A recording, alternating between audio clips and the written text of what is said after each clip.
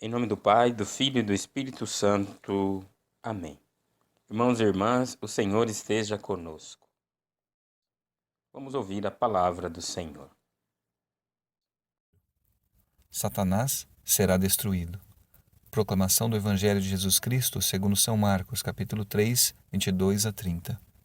Naquele tempo, os mestres da lei, que tinham vindo de Jerusalém, diziam que ele estava possuído por Beelzebu, e que pelo príncipe dos demônios ele expulsava os demônios. Então Jesus os chamou e falou-lhes em parábolas. Como é que Satanás pode expulsar a Satanás? Se um reino se divide contra si mesmo, ele não poderá manter-se. Se uma família se divide contra si mesma, ela não poderá manter-se. Assim, se Satanás se levanta contra si mesmo e se divide, não poderá sobreviver, mas será destruído. Ninguém pode entrar na casa de um homem forte para roubar seus bens, sem antes o amarrar. Só depois poderá saquear sua casa. Em verdade vos digo, tudo será perdoado aos homens, tanto os pecados como qualquer blasfêmia que tiverem dito. Mas quem blasfemar contra o Espírito Santo nunca será perdoado, mas será culpado de um pecado eterno. Jesus falou isso porque diziam: ele está possuído por um espírito mau.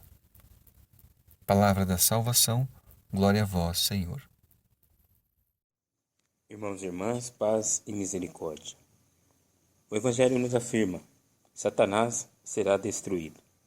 E Jesus, ao afirmar esta verdade, logo indica o porquê disso. Ele usa uma linguagem metafórica para explicar isto para a igreja que estava para nascer. Então Jesus, com esta parábola, com essa linguagem metafórica, explica o que ele quer dizer com isto, que Satanás será destruído. Ele mesmo afirma: como é que Satanás pode expulsar Satanás? É uma pergunta que Jesus está fazendo para aqueles que o acusavam de estar expulsando os demônios pelos demônios. E aí Jesus então afirma: se um reino se divide contra si mesmo, ele não pode manter-se. Se uma família se divide contra si mesma, ela não poderá manter-se. Assim, se Satanás se levanta contra si mesmo e se divide, não poderá sobreviver, mas será destruído. E aí Jesus, ao afirmar esta verdade, ele está afirmando que Satanás será destruído, mas ao mesmo tempo está dizendo que ele mesmo, Jesus, estava expulsando demônios pela autoridade que ele tem, que ele recebeu do Pai desde a eternidade. Pois somente com a autoridade de Jesus se pode expulsar os demônios. Então, meus irmãos e irmãs, não cabe a nós julgarmos as atitudes das pessoas, as motivações das pessoas. Em outras palavras, é isso que Jesus quer dizer para nós. Nós devemos confiar no Pai, acreditar no amor de Deus e nos abster de todo e qualquer julgamento. Às vezes, nós vemos pessoas que julgam outras pessoas nas igrejas, nas denominações, até mesmo dentro da igreja, nos movimentos, nas comunidades, nas pastorais de frente, que são tantas, graças a Deus, uma diversidade na unidade, e nós muitas vezes nos arboramos como mestres, como senhores da verdade e queremos condenar as pessoas. Aqui Jesus deixa um exemplo bem claro disso. Olha só que as pessoas que estavam julgando Jesus achavam que tinham toda a razão de dizer que ele expulsava os demônios pelo príncipe dos demônios. Olha só, a que ponto chega a mente humana quando se fecha ao amor. Acusar o autor da vida, o Senhor Jesus, de estar agindo em nome de demônios. E Jesus, muito humildemente, explicita esta verdade para as pessoas, e aqui fica para nós esse ensinamento. Eles se equivocaram. E nós, quando julgamos as pessoas, será que também não nos estamos equivocando?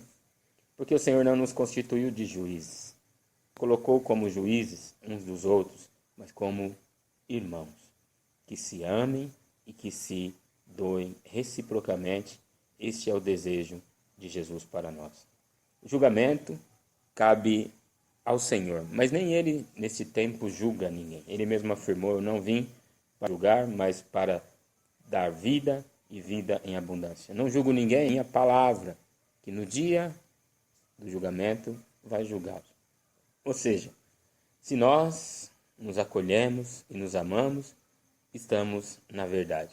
Agora, se nós nos dividimos e começamos a julgar-nos, a condenar-nos, competir entre nós, porque somos melhores, somos piores, somos maiores, somos menores, e assim então estamos divididos. E divididos fazemos a obra do inimigo e não poderíamos subsistir. Jesus, ao expulsar os demônios, ele faz aquilo que é próprio dele. Ele tem autoridade para isso. E ele explicita uma coisa aqui que é muito importante. Ele disse que se Satanás expulsar Satanás, como ele poderia subsistir? Ou seja, Jesus está afirmando que não é possível expulsar demônios sem a ação do Espírito de Deus. Então, que não julguemos as pessoas, as atitudes das pessoas, as intenções das pessoas, mas confiemos que Deus está agindo e que, como São Paulo disse, em algum momento ele afirma esta verdade, que Cristo seja anunciado oportuna e inoportunamente. Se ele é anunciado por interesses escusos, ou por disputa, ou por vanglória, o importante é que Cristo seja anunciado. Porém, não cabe a nós julgarmos as pessoas, quais as motivações que levam elas a realizar esta ou aquela ação. Então, tenhamos prudência, tenhamos sabedoria, peçamos a Deus o dom de discernimento, porque podemos estar incorrendo no pecado de blasfêmia contra o Espírito Santo e que Jesus disse nunca será perdoado. Então, o Espírito é livre, ele age na forma que ele quer, do jeito que ele quer, onde ele quer, em quem ele quer. Então, não cabe a nós julgar, mas acolher e em tudo dar graças a Deus. Louvado seja nosso Senhor Jesus Cristo e que Deus nos abençoe. Em nome do Pai, do Filho e do Espírito Santo. Amém.